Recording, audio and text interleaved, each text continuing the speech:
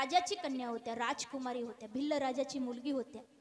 एके दिवशी माता शबरी यांनी पाहिलं की त्यांच्या घराच्या महालाच्या अंगणामध्ये अनेक प्राणी बांधलेले आहेत, म्हणजे बकरे वगैरे बांधलेले होते।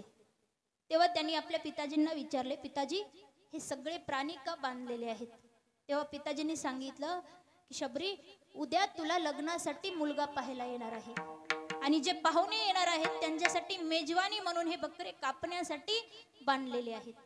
जेव्हा माता शबरी यांनी ऐकलं आणि रात्री विचारात पडल्या, विचार करू लागल्या की नुसते पाहुणे बघायला येणार आहेत तर एवढ्या जीवांची हत्या होणार आहे, एवढं मोठं पाप होणार आहे, पुढे लग्न जमल्यानंतर किती जीवांची हत्या होईल आणि लग्नामध्ये अजून किती जीवांची हत्या होईल, आणि जर अशा मुक्या प्राण्यांचा जीव घेऊन तिथं संसार थाटण्यामध्ये काही अर्थ आहे का?